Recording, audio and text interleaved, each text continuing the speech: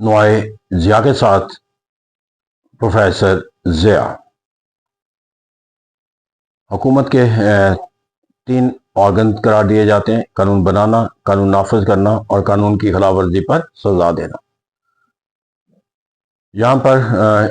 ان تینوں اداروں میں سے عدلیہ کے ادارے کو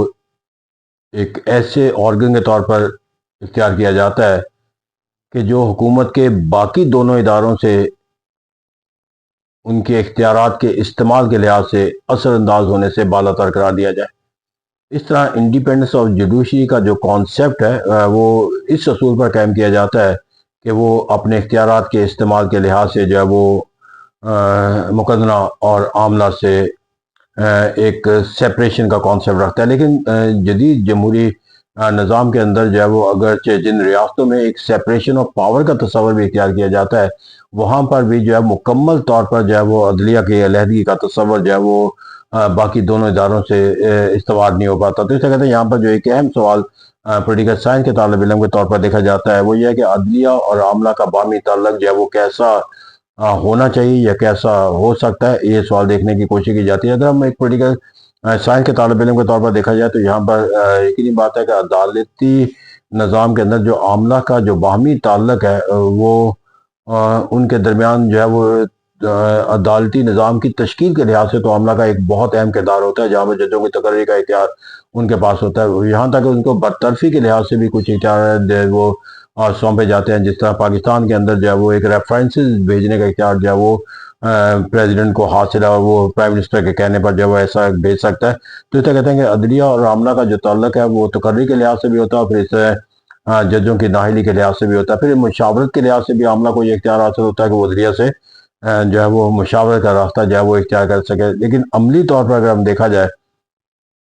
تو یہ نظام جو ہے مثال کے طور پر تقرری کا جو اختیار ہے وہ بھی عاملہ کو اراکین کو حاصل ہوتا ہے، وہ ججوں کا نام جو ہے وہ نامزد کرتا ہے، پھر ججوں کا حلف بھی جو ہے وہ عاملہ کا جو ہے وہ سربراہ ان سے لیتا ہے۔ تو کہتے ہیں یہاں پر ہمیں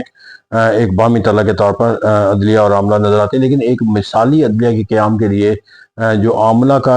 جو عدلیہ سے یہ تعلق ہے وہ تنظیم کے لحاظ سے ہو، تشکیل کے لحاظ سے ہو، لیکن یہ اس کے اوپر فیصلہ سازی کے لحاظ سے جو ہے وہ نہیں ہونا چاہیے، اور فیصلہ سازی کے لحاظ سے یہ عمل جو ہے اس کی نفی کرنے کے لیے جو ہے انہیں برطرفی کے اختیار سے جو ہے وہ عدلیہ کے جو ہے وہ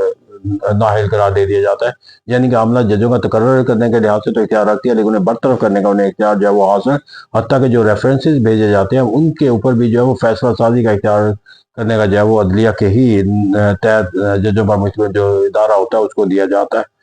تو اسے کہتے ہیں کہ ایک مثالی عدلیہ اور عاملہ کے تعلق کے لیے ضروری ہے کہ عاملہ جو ہے وہ عدلیہ کے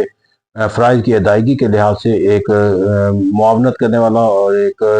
ان کے اختیارات کے استعمال کو یقینی بنانے کے لحاظ سے ایک کردار ادا کرنے والا ادارے کا تصور ہو۔ اسی طرح عدلیہ اور مقدمہ کا جو باہمی تعلق ہے وہ یہ ہے کہ عدلیہ بنیادی طور پر جو ہے وہ تمام اختیارات کا سرچشمہ جو ہے وہ قانون کو بناتی ہے، اور قانون بنانے کا اختیار جو ہے وہ مقدمہ کو حاصل ہوتا ہے، اور یہ عمل جو ہے وہ ایک اس وقت تنازع کی شکل اختیار کر دیتا ہے جب مقدمہ کی بنائے ہوئے کسی قانون کو عدالت جو ہے وہ قلعدم قرار دے دیتی ہے، کیونکہ اسے عدالتی نظر ثانی کا جو جوڈیشل ریویو کا اختیار جو ہے وہ حاصل ہوتا ہے۔ تو اسے کہتے ہیں عدلیہ اور مقدمہ کا جو باہمی تعلق ہے وہ اگرچہ عدلیہ کا فرائض کا دائرہ کار قانون کے تحت ہوتا ہے، اور قانون بنانے کا اختیار جو ہے وہ مقدمہ کو حاصل ہوتا ہے، اسے ایک تصور دیا جاتا ہے کہ ملک کا اعلیٰ ترین جو ادارہ ہے وہ مقدمہ ہے، یعنی کہ لیجسلیچر ہے۔ لیکن یہاں پر اس عمل کے اندر جو عدلیہ کا جو کردار ہے وہ قانون بنانے کے لحاظ سے تشریح کرنے والا ادارے کے طور پر لیا جاتا ہے، اور اس تشریح کے اختیار کو جو ہے وہ عدلیہ کے اور مقدمہ کے درمیان باہمی تعلق کی جو نوعیت اور حیت ہے اس کا تعین بھی کر دیتا ہے۔ تو اس طرح کہتا ہے کہ جو آئین کی تشریح کا اختیار ہے وہ بھی عدلیہ کو دیا جاتا ہے۔ تو اس طرح کہتا ہے کہ یہ دونوں جو عدلیہ کا جو عاملہ اور مقدمہ کے ساتھ جو تعلق ہے یہ اپنے ایک اصولوں کی بنیاد پہ قائم ہوتا ہے، اور اس کی خوبصورتی کا پہلو یہ ہوتا ہے کہ جب یہ اصول اور ضوابط جس بنیاد کے اوپر تشکیل دیے جاتے ہیں اس کی اسی ان لیٹر اینڈ اسپرٹ اس کے اوپر عمل کیا جائے۔ لیکن اگر یہاں پر اگر اختیارات کے استعمال کے لحاظ سے جو ہے وہ اگر کوئی منفی پہلو آ جائے تو پھر یہ اداروں کے درمیان ٹکراؤ کا سبب بن جاتا ہے، چاہے وہ مقدمہ اپنی سوچ اور فکر کے ساتھ منسلک ہو جائے کہ اس کی سوچ اور فکر کو کوئی ادارہ عدلیہ جو ہے وہ کالعدم قرار دینے کا اختیار نہیں رکھتا، تو یہ نفی ہو جاتی ہے عدلیہ کے اختیارات کی جو ذاتی نظر ثانی کا تصور رکھتی ہیں۔ اور اسی طرح انتظامیہ جو ہے وہ اگر یہ تصور کر لے کہ وہ عدلیہ کے جو ہے وہ اس کی سوچ اور فکر کے ساتھ اس کا منسلک ہونا ضروری ہے، یا وہ حکومت کے خلاف کوئی فیصلہ دینے کا اختیار نہیں رکھتی، تو اس طرح کہتے ہیں یہاں پر پھر وہ ٹکراؤ کی وہ کیفیت پیدا ہو جاتی ہے، اور پھر وہ منفی اور سوچ اور فکر جو ہے وہ ان کے طرز فکر و عمل سے جو ہے وہ یہ ہوتا ہوا نظر آتا ہے کہ جہاں پر عاملہ جو ہے وہ اپنی انتظامی طاقت کے نتیجے کے اندر جو ہے وہ ایسے حالات و واقعات پیدا کرنا شروع کر دیتی ہے کہ جہاں پر ججوں کے لیے جو ہے وہ اپنے فرائض کی ادائیگی کے لحاظ سے جب مشکلات کا سامنا کرنا پڑے، یا انہیں اپنے فیصلوں پر عمل درآمد کرنے کے لحاظ سے مشکلات کا سامنا کرنا پڑے، تو ایسا کہتے ہیں کہ بہترین جو ایک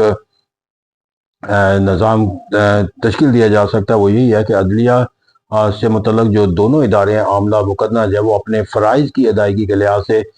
جو آئینی دائرہ کار ان کے لیے متعین کیا گیا ہے اس کے اندر ہیں، اور جو عدل و انصاف کے اختیارات کے استعمال کے لحاظ سے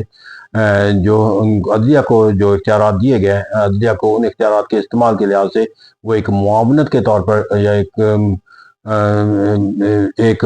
ہم آہنگی رکھنے والے ادارے کے طور پر فرائض سر انجام دے، نہ کہ وہ عدالتی نظام کو جو ہے وہ اپنے اختیارات کے استعمال کے لحاظ سے کوئی قدغن کا تصور جو ہے وہ اختیار کرنے۔ Thank you.